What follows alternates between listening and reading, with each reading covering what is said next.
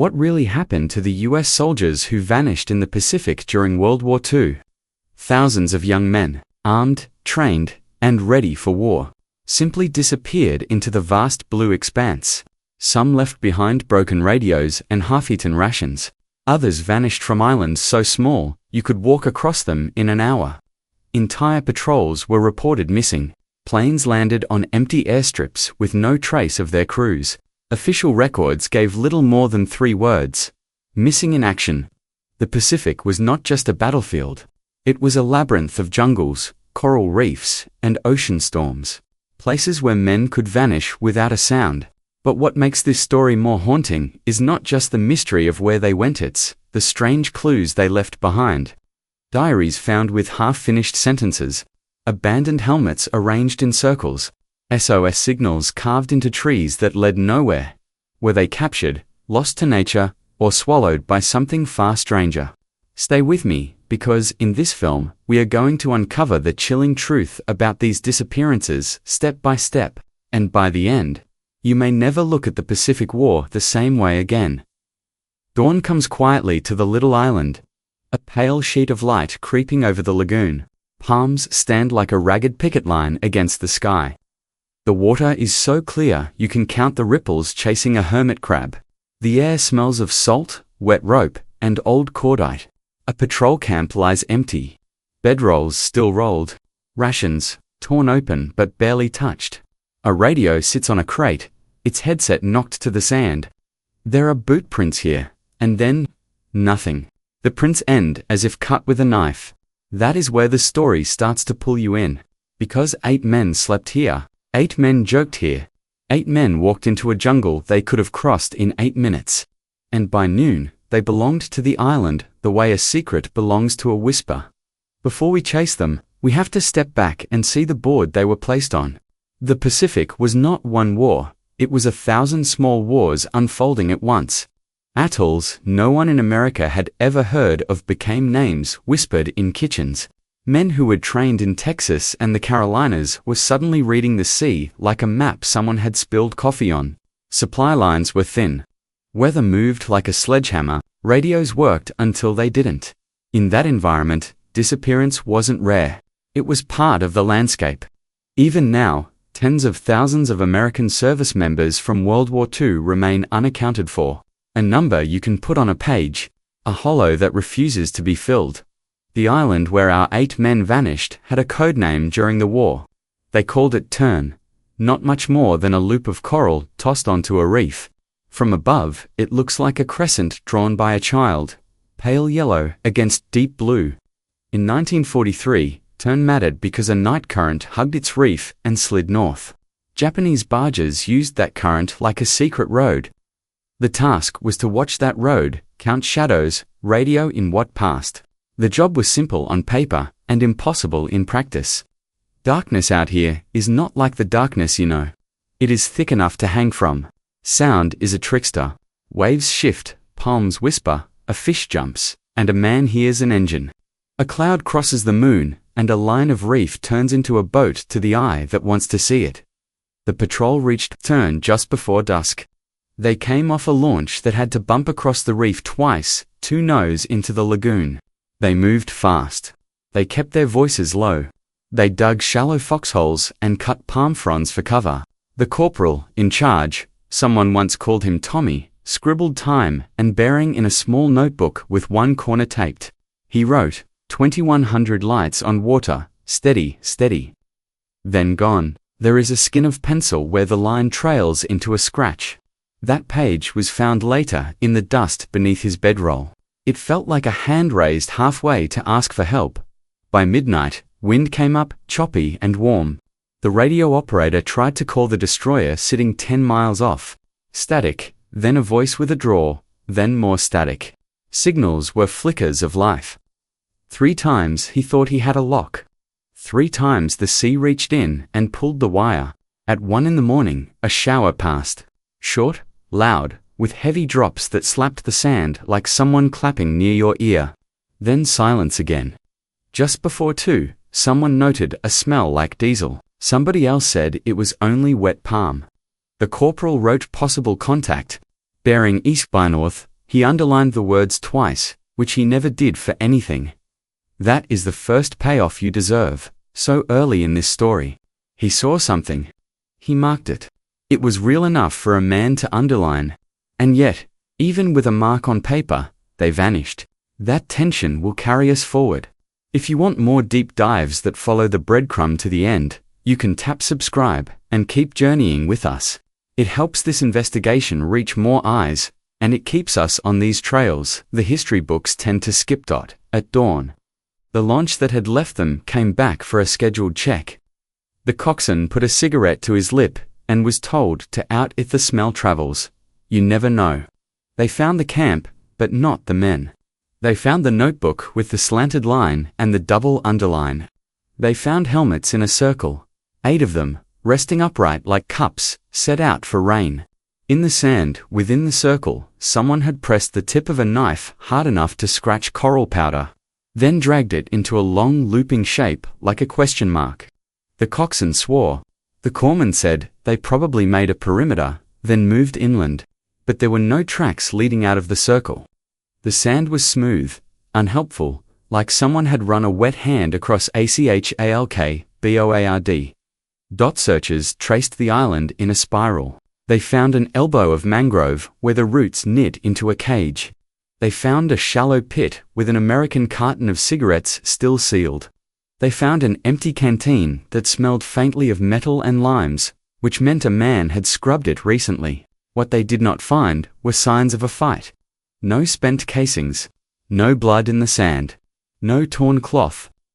The radio headset lay where a man would have dropped it if he had taken it off to stand and listen. The set itself was warm to the touch in the morning, as if it had been working hard in the night. There were 2 short bursts of transmission recorded on the destroyers. Log at 2:14 and 2:16, both garbled. One listener thought he heard numbers. Another wrote, uncertain, the word help. Later that afternoon, a small reconnaissance team circled the atoll by air. From above, they could see the palm canopy like blistered paint. They thought they spotted a line through it, maybe a path made by men shouldering packs. They marked a coordinate and went back at low tide. The path turned out to be a boar trail. That night, the sky closed up with thick, bruised cloud. The island went blind. If there was an engine out on the current road, no one heard it. The sea was a sheet of hammered tin. Here is where the theories begin to flex their muscles. The first is nature. A rip, a wave, a sudden swell that grabs men and drags them across coral teeth. Easy to imagine, hard to square with 8 helmets placed as if for a ritual. The second is the enemy.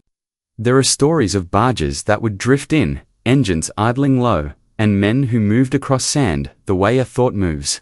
Quick, quiet, and gone. But enemies leave footprints too. The third is trickery. A bait, a false signal. Men called off the island by a voice that claimed to be their own. That possibility is stranger and harder to prove. But it can happen in a war where both sides listened to the same weather and sometimes to the same fears. The turning point in this story doesn't come from the island at all. It comes from a scrap of paper in a file cabinet on a base where the paint had already started to flake. A decoding office, late 1940s. A clerk thumbing through routine translations. Finds a captured Japanese log entry from the week our patrol vanished. The entry is simple. A barge commander notes small island, 8 foreigners captured, moved before daylight. The island is unnamed. The chain mentioned fits 3 different clusters of coral and palm. The handwriting is neat and spare. There is no gloating, no detail, only the number 8. That number lands like a weight on the table. The clerk circles it. He sends a note. The note is filed. The war had ended. New priorities rose. The paper went quiet. But for us, reading it now, it blows dust off the helmets on the sand. If you are thinking that 8 is a coincidence, you would be right to ask for more. There is more. An islander who was a boy then, now an old man with a face mapped by sun, recalls strangers. Not soldiers at first. Strangers. He remembers boots. He remembers a man who tried to smile with his hands open, palms like bowls. He remembers being shooed away by a cousin who had learned enough Japanese to know when to be invisible. He remembers a boat that arrived at dawn, low in the water, smelling of oil and fish. He swears the boat left with more men on it than it arrived with. He swears someone cried out in a word he did not know. Memories are smoke that sometimes curls back into shapes. But even smoke comes from a fire. Years later, a fisherman stooping along the mangrove at high tide felt metal under his bare foot. He dug, scooped sand until he found a thin tag the color of a storm. A name was pressed into it, faint but readable in slanting light. He kept it in a tin tucked under his roof. He did not speak of it because he did not think it was his to tell. When he finally did, the name matched a roster for the patrol on turn. The mangrove where he found it lies not on turn, but on a hook-shaped islet 2 miles north, across a channel with a current strong enough to make even seasoned boatmen watch the water with respect. That tag acts like a finger pointing away from the circle of helmets. It points toward motion after the night they vanished. Movement that says they were alive after dawn. Movement that asks, how far can men be moved before they are erased? The climax comes from sound.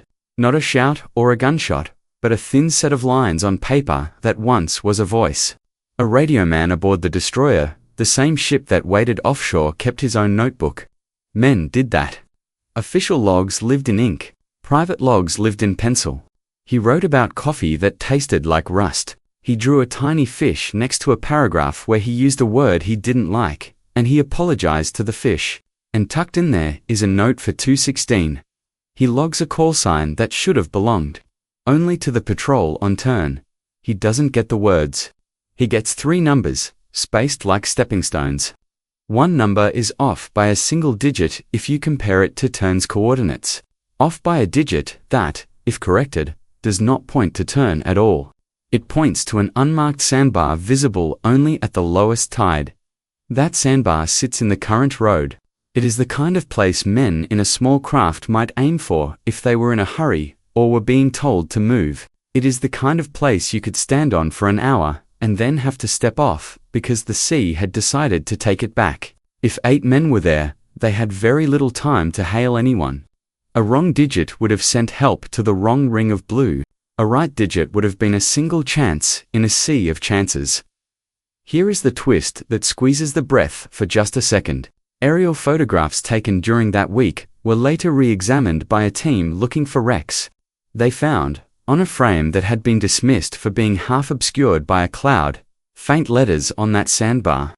Stones set lighter than the surrounding grit spelled a word. The letters look like help, if you tilt the image and sharpen your eyes. A human word, made with hands, dwarfed by ocean, seen too late by eyes that could only confirm what was already lost. In that strip of light and grain lay a message that was never answered. Not because no one cared, because the war turned fast, and the sea does not explain itself. Now the circle of helmets reads differently. It is not a ritual. It is a sign. A way to store shape in a place where tracks erase themselves. Men left their shells upright, so a friendly searcher would know this was not panic. This was a move. The knife line in the sand becomes a pointer to the water's edge.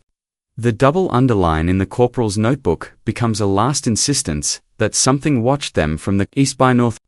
The old man's memory of a boat that left heavier than it came sits beside the fisherman's dog tag. Like 2 pebbles in the same pocket, you can see how the island teaches you the rhythm of its story. Find doubt, find again, doubt again. It is not neat. It doesn't want to be. The ocean pushes at neatness until only the strongest pins hold. What the pins say is this: the patrol was not obliterated by nature in one sweep. They moved. They signaled. They were likely taken, whether by a barge and a crew under orders, or by a current that can feel like a hand. We cannot say without lying. But we can say they were not ghosts at midnight. They were men at dawn. Before you breathe, the story widens. Because missing men repeat across the map. In the Gilbats and Marshalls. In New Guinea, where mountains hold clouds like old grudges. On islands that were barely island sand curved by a bored god. Signals blink. Then vanish. A pilot circles. A cloud moves. Days pass, and families back home receive letters written by officers who had to learn to say missing in a way that didn't sound like gone. If there is a villain here, it is not a person with a face. It is the size of the Pacific and the tempo of a war fought on calendars and tides. The enemy was clever. We were clever. The sea was indifferent. Men fought in one frame of a film and disappeared in the next. When the war ended, maps folded and names were filed. But filed does not mean found. It means kept. It means waiting for a day when a fisherman stoops for a tin tag, or when a grandson opens a box and finds a letter with a crease like a scar. At this point, you might be asking why no one followed the captured log entry to an island with a dock and a record. Sometimes they did. Sometimes, on a different island, they found shallow graves. Sometimes they heard stories of prisoners moved and moved again until the trail dissolved into weather. Sometimes they found nothing but a place where a fire had been, and you can only learn so much from ash. And sometimes, the answers collided. An islander would say one thing, a log would say another. An aerial photo would show a word no one saw in time. The edges of truth in war often do not touch. You are left to bridge them with a plank and a prayer. I want you to hold two images as we close this chapter. The first is of Tern in its morning silence. The notebooks and helmets. The empty bed. The headset warm from work. The circle in the sand. The second is of a barge moving low across water with the engine barely above a whisper, carrying men who have been told not to speak. In both images there is a type of waiting. On the island, someone waiting to be seen. On the water, someone waiting not to be seen. If you listen carefully, you can hear the same heartbeat in both places. The story wants to rush on and tell you what came next. It wants to drop the names of larger operations and the way intelligence moved like wind over leaves. It wants to tell you about a prison on a rocky island where time ran different. It wants to show you how a map scribble in a language the corporal could not read became a trail that ended in a room with a dirt floor. But the island's lesson is patience.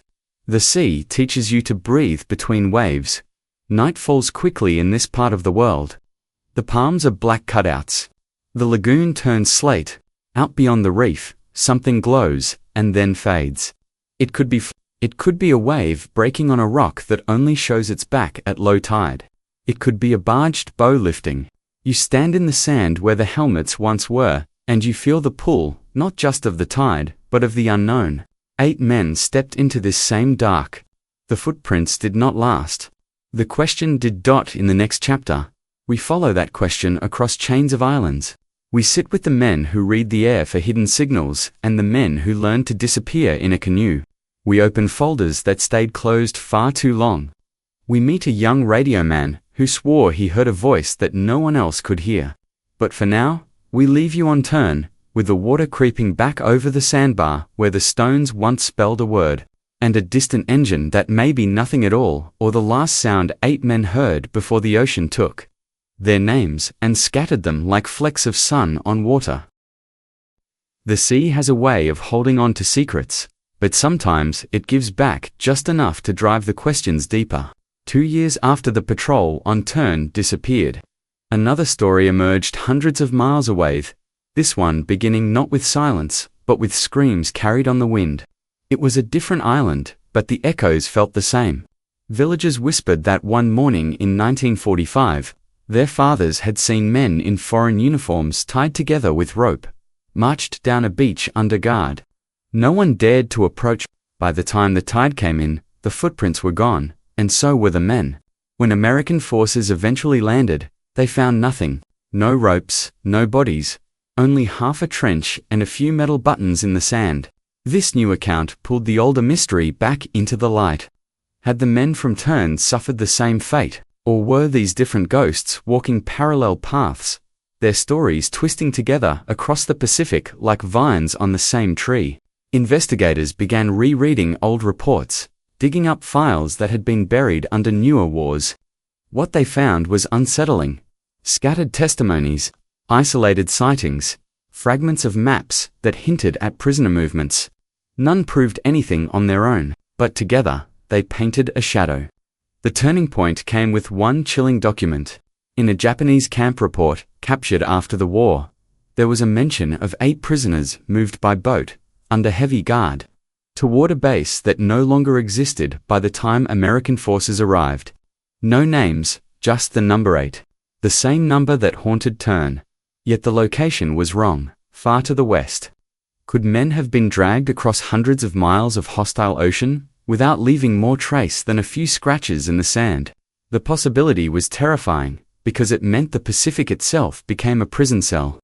The climax of this chapter comes from the only man who ever claimed to hear their voices. A radioman stationed on an island far from Tern swore that in March 1943, his headset picked up faint English words in a clipped, desperate rhythm. He wrote them down: alive, prisoners, east. His commanding officer dismissed it as static shaped into hope. But when he was older, he repeated the memory again and again, convinced it was real. The problem was the date. March was a month too late. If the men were already missing by February, how could they speak in March? Unless they had survived, carried off, kept somewhere in silence until that one moment when they broke through the static. The twist is cruel. Decades later, when analysts reviewed the radioman's notes, they realized the frequency he wrote down didn't match any American channel. It matched one known to be used by the Japanese. That could mean the men were forced to transmit under watch, or that the Japanese themselves played a trick, broadcasting false words to confuse their enemy. Either way, it turns the story upside down. Were the missing soldiers sending a cry for help across the sea? Or were they already voiceless, their identities stolen and used against their own? And so we end here, with the radioman staring at his notebook in disbelief, replaying the faint syllables that still haunted him years later. He heard men calling from the dark, but whether they were real or shadows carved by an enemy hand remains a question no one can answer. What waits in the next chapter is even darker: evidence of secret transfers. Eyewitnesses who swore to seeing American uniforms in Japanese camps, and a trail of documents that might finally point to the fate of the vanished. But before we follow that path, we stand here between the silence of Tern and the echo of that desperate radio call, wondering if the last words of those men were truly heard, or if they dissolved into static forever. Night exists in 2 kinds: the kind the jungle keeps for itself, and the kind men carry inside after too many unanswered questions. This chapter begins with both. A cane fence rattles in a warm wind. A lantern swings from a nail, throwing thin ribs of light across a dirt floor. On the wall, scratched with a nail or a spoon, is a shape that shouldn't be here: a 5-pointed star, the kind a child draws when he thinks of America. Someone traced it again and again until the lines bit into the bamboo. Beneath it, a single word in clumsy Roman letters: home. It's a fragment, found years after the war, in a hut that once stood inside a Japanese garrison. But it is the kind of fragment that turns silence into a trail. There was a woman who knew how to follow trails like that. She was a young clerk when the surrender papers dried. By the time this story found her, she had a room of her own in a building full of names, files glossed over by men in a hurry, boxes that smelled of glue, dust, and salt that had crossed the ocean tucked deep in cardboard. She moved slowly because she had learned that speed scatters things. Her name doesn't matter. Her patience does. She kept a list pinned above her desk with a short title. The 8 dot. She began with the rumor of 8 prisoners moved by boat. The report had no island name, no captain's boast, only the number and a line about dawn. She drew a circle on a map with a coffee cup. The circle: 8 miles of water, dozens of reefs and hooks of sand. She looked for a touch point, any point where the number 8 tasted like truth rather than coincidence. That's when the bamboo wall with the star came to her, wrapped in careful paper. It had been cut from a hut, scheduled to be torn down on a plantation that had swallowed an old camp. The farmer couldn't say why he saved it. He said it looked like it meant something to someone once. She turned the wood over in her hands, reading the grooves with her fingers as if they were braille. She saw the 5 points, layered with hesitation. Whoever carved it struggled to keep the line straight. Whoever carved it cared enough to go back over the lines until they insisted. She rubbed the grain with a soft cloth. Fine dust lifted like breath. When she tilted the plank, she saw another mark low and near the edge. A small crossbar and a tall stem. A letter, maybe an E, maybe an F. She made a note, and then set the plank where it caught the afternoon light. She did not yet think in terms of miracles. She thought in terms of angles. The first real payoff arrives not in her office, but in a schoolhouse by the sea. The teacher there was a man who, as a boy, had watched soldiers come and go. He had a cabinet full of old ledgers and shells. He said he kept them because the past should be heavy. He pulled out a notebook with a lending list from the late war. Names were written in neat island script. Then, at the bottom of one page, in a different hand, 8 tall marks like fence posts, and a word written beside them in careful block letters. America. He said the boy who wrote it had brought 8 bowls for soup, and wanted to remember why. The date sits like a fishbone in the margin. It is the week after the patrol on turn went quiet. That is a small thing.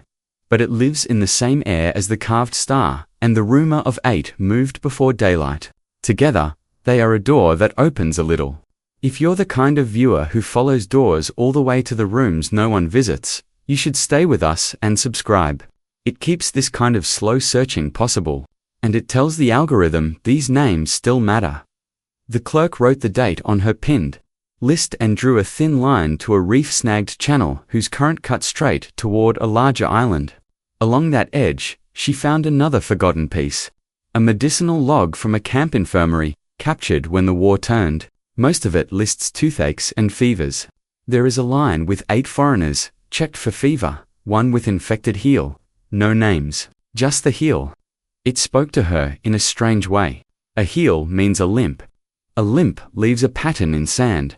She imagined the sand like paper, written on at dawn, erased by noon. But, for a few hours, it would have held that man's weight a little longer. She took that heel to the graves men left behind. A graves registration team, years earlier, had gone through the same island with shovels and a ledger. They found 6 shallow plots under breadfruit trees near the edge of a former stockade. 6 sets of remains, worn by weather, mixed with shell and ash. 6, not 8. They made a note of the soil layers and the way rain had dragged bones off-center. They sketched the position of each. They listed buttons, a belt buckle, a spoon with a bent handle, a sliver of radio wire no one could explain. The team left with the 6, and a feeling they had come late. The clerk read the sketches and held her breath. 6 is a number that refuses to agree. It's a number that tells you someone moved fast or someone lied. The turning point arrived in ink the color of river mud. A diary pried from a crate that had not felt light in decades. It belonged to a local interpreter, conscripted by the occupying force. He wrote in 2 languages, neither fluent, both urgent. He wrote about rain, and about small kindnesses he regretted later. He wrote dates in the margin, without caring if they aligned to a calendar anyone else used. On a day that matches the teacher's ledger, he writes something spare. 8 catch men, brought shore, captain angry, wants quiet. Then, a line that looks like a confession. 2 moved night, to canoe, to other island. Others kept. He does not say, why 2? He does not say their faces. He does not know if this makes him good or bad. He uses a word that could mean pity or hunger or both. A window opens there, and wind moves through the room. The line about the canoe does not match any official record. It springs a new path that doubles back to the dog tag found in mangrove on a hook-shaped islet north of Turn. The clerk pins a red thread from that tin tag to the interpreter's line. 2 moved at night.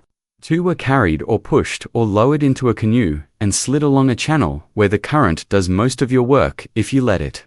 Someone whispered. Someone was told to keep his head ducked. The moon made a road of light that men were careful not to step on. The interpreter's diary makes them missing, not just captured bodies shuffled in a ledger. It makes them men whose lives bent toward the possibility of escape. The sea does not reward tidy thoughts. The climax in this chapter happens on a morning that smells like kerosene and fear. Aircrews had a habit during the war. When they returned from missions that left them sweat-slick and shaking, they wrote short notes on the board by the door. Warnings about flak, a joke to cut tension.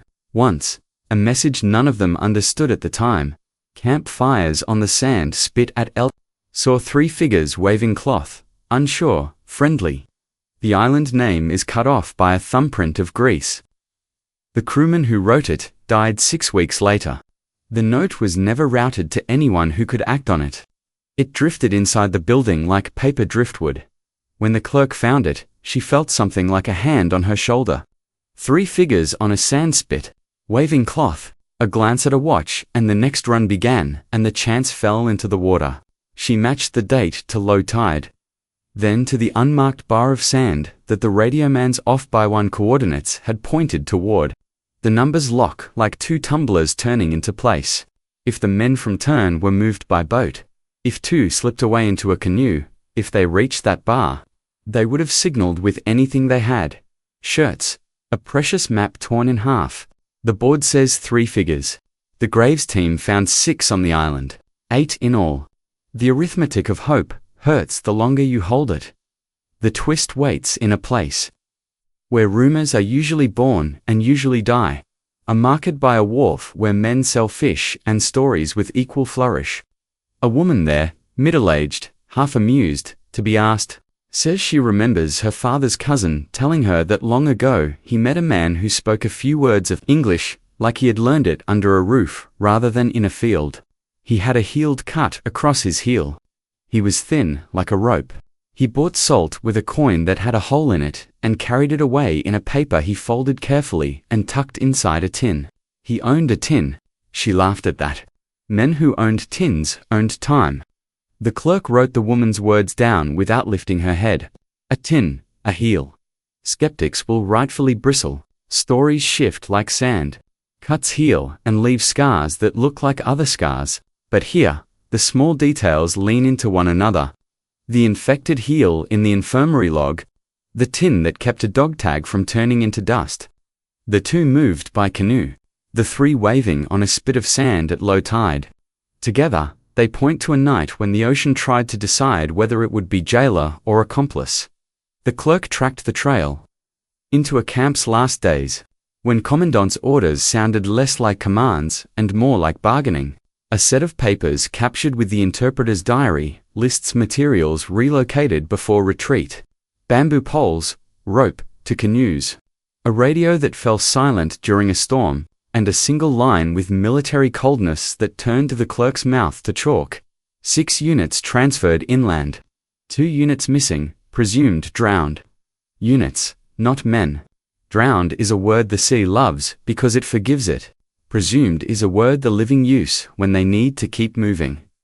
The inland transfer leads to a road, rutted with the last monsoon and crowded with frightened steps. The road crosses a ridge where a lookout could have seen 3 men waving cloth on a spit of sand. Could have. A story can change with the smallest sound. The rip of old tape. The soft rasp of paper sliding free. Morning light fell across the clerk's desk as she lifted the brittle envelope and felt it flex like a dried leaf. She had told herself not to expect anything. She had promised herself she would not give the future away to a scrap that might hold only dust. She slit the seal with a letter opener worn thin at the tip. Inside was a second envelope, smaller, and inside that, a stiff card wrapped in waxed paper and a slip of onion skin, translucent as a dragonfly's wing. On the card, in blocky English, ran a line of words that pulled the room tight. 2 Americans moved at night. Canoe, Reef Road, Kite. Beneath that, a date that fit the month after turn went quiet. The onion skin carried a rubbing in pencil, as if someone had laid the thin sheet over a carved surface and darkened what rose. The rubbing showed a star and, under it, the faintest curve of a letter that might be an E-kite. The clerk had circled many islands over the years. Some had names that stuck. Some had names men invented when they needed to tell each other where to bleed. Kite was not on the official charts. But fishermen didn't need official charts. They used wind and reef and stories. Ask them about a place that looks like a child's paper kite, and they will point. The clerk took the card to a pilot who loved the old maps more than the new. He grinned, the way men do when a puzzle is almost fair. He traced a finger along a chain of coral to a tooth of land whose sand spit angled like a tail. If locals called anything Kite, he said, it's here. The road to Kite was a hard blue. Even now, engines hesitated there. The current turned sly as a rumor. The clerk went anyway. She wasn't built for boats, but the work had taught her that you have to go where the facts are, even if the facts are half buried in salt. She hired a small launch that had watched 3 generations rise and fall with the tide. The boatman carried a tin he tapped 3 times before starting his engine. He did not explain. Some things don't like explanations. Kite did not look like much when they reached it. A handful of palms, a low ridge of coral rock, a lagoon that breathed in and out like a sleeping chest. Kids waved from the shallows, then went back to finding shells with the serious attention of surgeons. The clerk asked for the church, because even in places where other buildings have let go, a church will often stay. The church was a squat white box with paint that had learned the word surrender. Inside, a man in a faded cassock kept a cabinet of things. The sea returned. Bottles, a rifle spring, a bracelet of shell. He listened to the clerk's story without blinking, which is sometimes better than nodding. He led her to a shelf where 3 ledgers swelled with damp. He untied one with patient fingers. The pages had been written by different hands. A smooth one that loved straight lines. A looped one that looked like waves. A child's neat printing. The priest turned to the year the card insisted on. The entries were fish and weddings, storms and baptisms. Then a short line in a hand that jerked right at the ends. 2 strangers arrived by night. One with hurt foot. Given water, the clerk felt the room tilt very slightly. The priest slid a finger to the right margin. Someone had added an afterthought weeks later. Men gone by sea. Canoe taken. No names. But that had always been the pattern. The sea made namelessness a kind of second skin. That should have been enough to justify the envelope's long journey. It wasn't. Kite had one more thing to give. The priest took them up the ridge to a shelf of rock that faced the lagoon. There, the wind pinned the smell of salt in place. He knelt and brushed aside grit with the slow care of a man unwrapping a gift that may not survive the unwrapping. Under the powder, a flat piece of metal flashed. A box no bigger than a book. Soda seems corroded green. The priest said, a boy found it after a storm and brought it to him because boys have a feel for the weight of secrets. The lid had warped, but the hinge still remembered its job. The clerk eased it open with a knife and a prayer she didn't name as such. Inside lay what the sea had chosen to keep for decades and then release. Paper that had turned to felt, layered and stuck. A strip of cloth with a black stenciled corner. Letters that could be E and R if you knew what you were hoping for. 2 nails wrapped in thin copper wire, the way a man loves radios can't stop doing even when there's no current left in the world. And a coin with a hole in it, the kind used from one end of the ocean to the other. On one paper's topmost layer, pencil lines had held. A few words survived. We wait until tide falls. Move east. If taken, the clerk's throat felt lined with grit she could not swallow. The turning point in a story is often a small turn. If taken, written by a hand pushed to the edge of its strength, is not proof.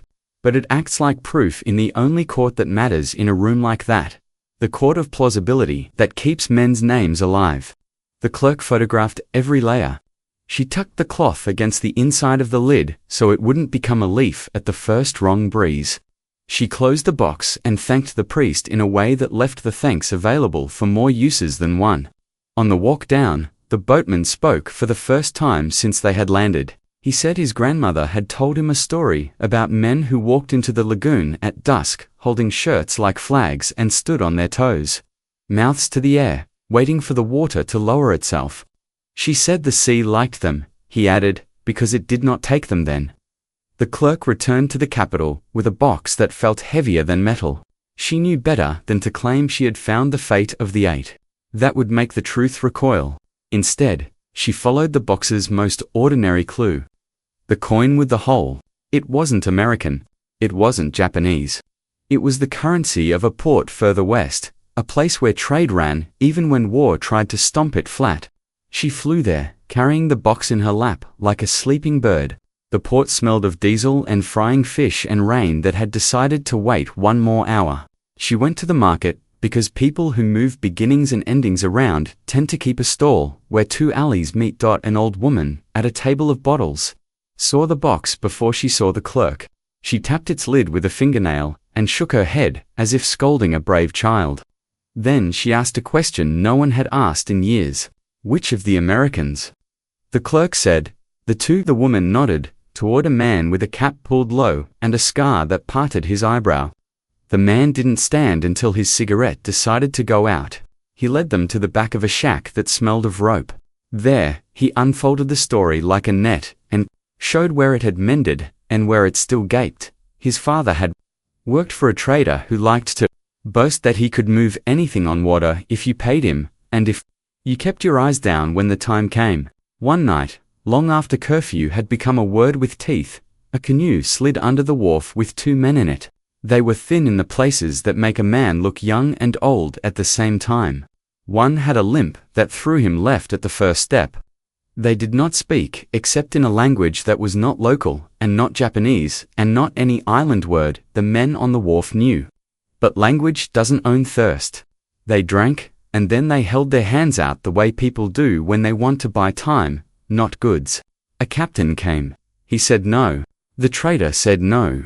Then the coin with the hole came out, and the small, careful fold of the paper that had kept salt out of it.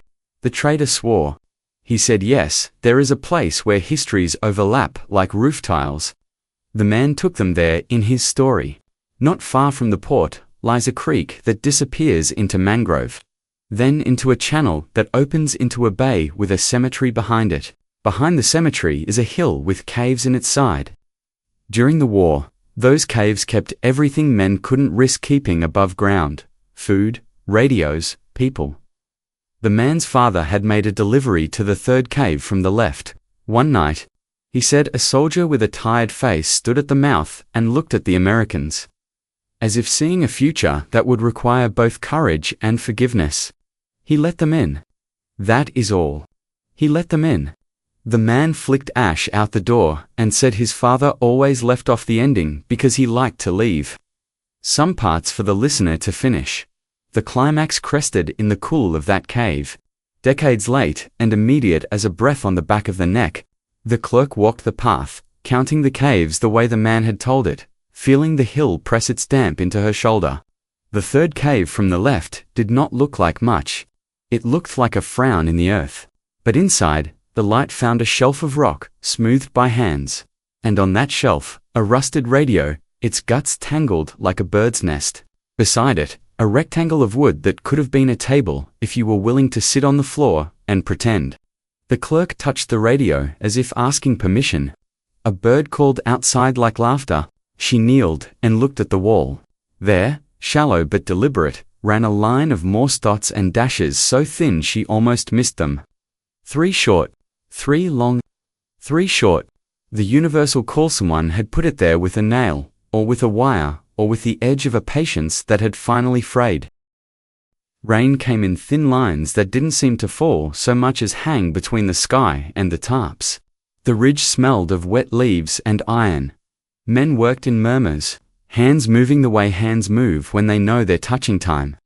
The priest waited at the edge of the pit with the metal thing cupped in both palms as if it might wake. It had the weight of a small book and the stubbornness of a rusted hinge. The clerk took it and felt the cold through her skin. Inside, something rattled, soft and bright, like coins shifting in a pocket. She wiped grit from the lid with her cuff and worked the blade of a pocket knife into the seam. The case gave with a sound like a breath held too long. The smell that came up was the tanned metal scent of old coins, of damp kept out by luck and a tight fit. On top lay a square of waxed cloth that had once been white. Under it, 2 thin plates of steel with holes punched in the corners, bound with wire like a book. Between the plates, a paper had flattened into something close to silk. The clerk slid a fingernail under it and teased it loose. Pencil lines glimmered in the grey. She turned toward the light, and the rain ran down the page in beads that took their time. 8. Set down marks ran across the top margin.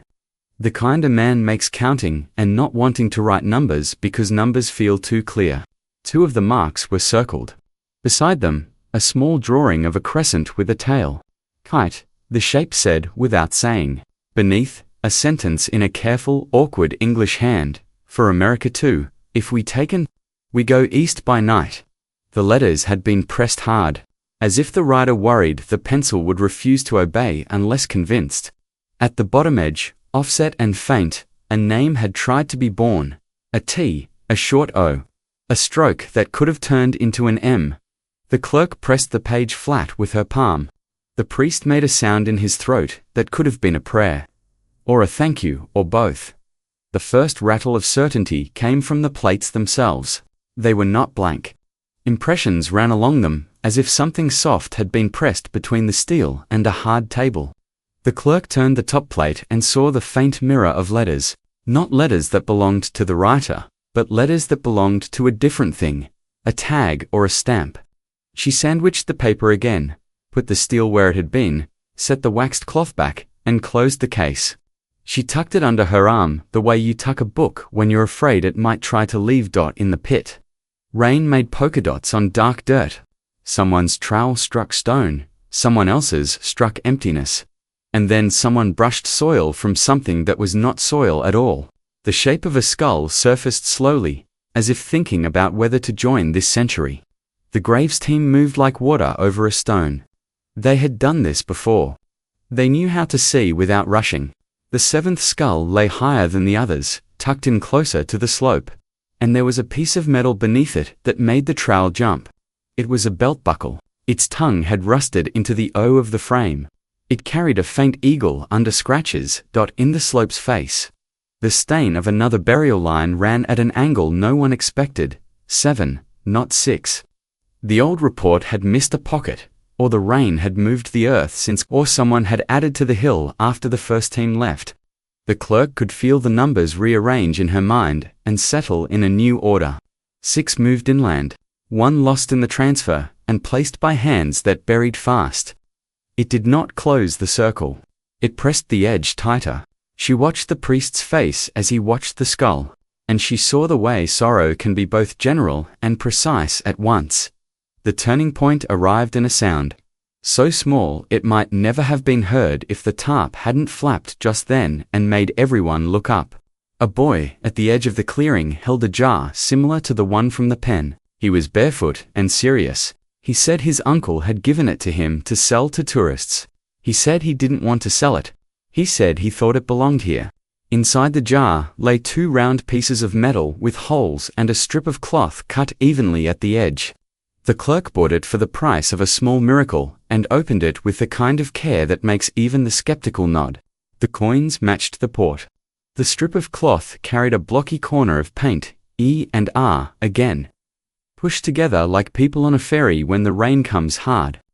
When she lifted the coins, a 3rd disc hid underneath, thinner and stamped with English letters that had rusted, but not enough to forget their job. The disc wasn't a coin.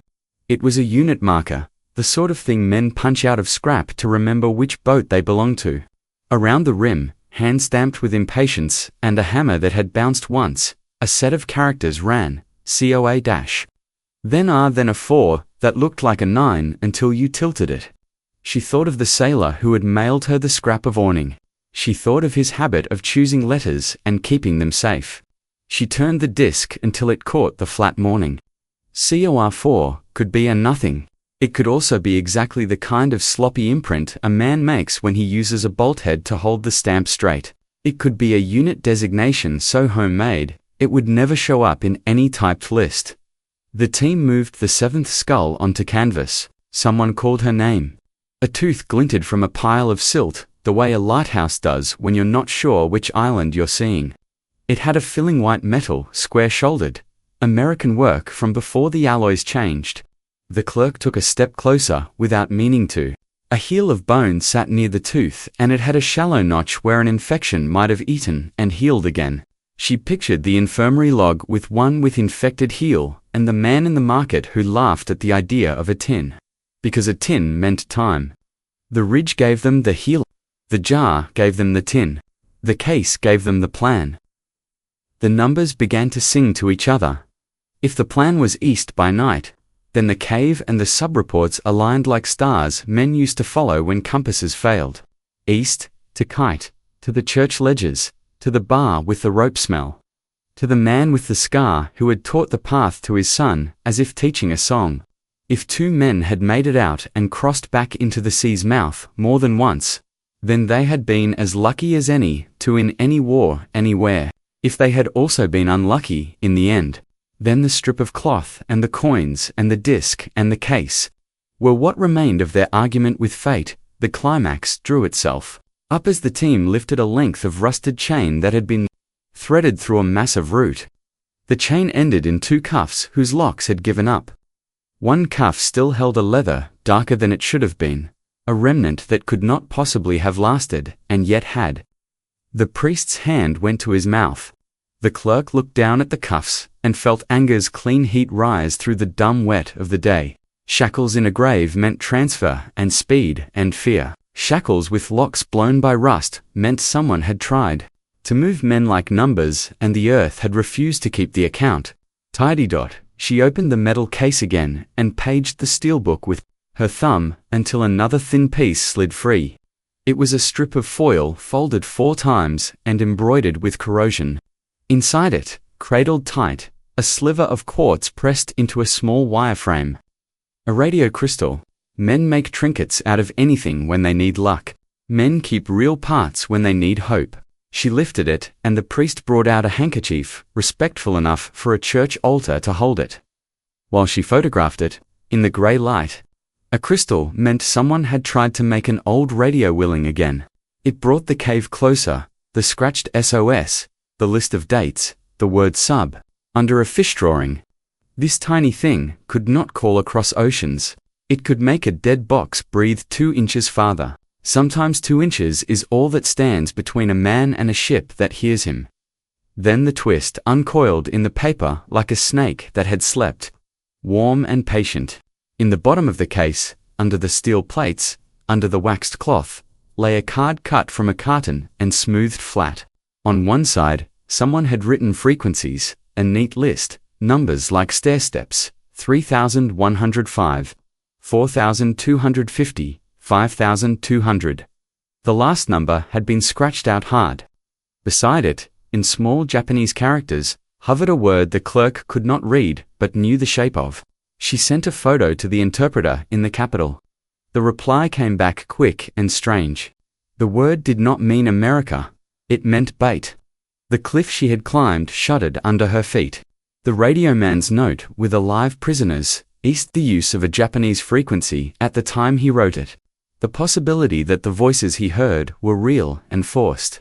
The equal possibility that they were a throw thrown by men who learned our words and used them as tools. The card inside an American's case, with Japanese handwriting, meant the two worlds we had been trying to keep separate had met inside one man's pocket. The clerk looked down at the numbers and did not know whether to be sick or to be grateful for the truth of it. The enemy and the rescued had shared the same air. They had shared the same toys. Hope had borrowed a knife from fear to cut itself loose. Dusk came early under those tarps. The ridge went blue, then violet. The team began to cover what they could not complete. The priest took the crystal as if it were a saint's shard and brought it inside where the ledger lived. The clerk walked down alone to the path and then past the path to the channel that could be crossed at low tide by men willing to hold their breath. The tide was high, and the water put its hands on the mangrove roots and felt them with the intimacy of a thief.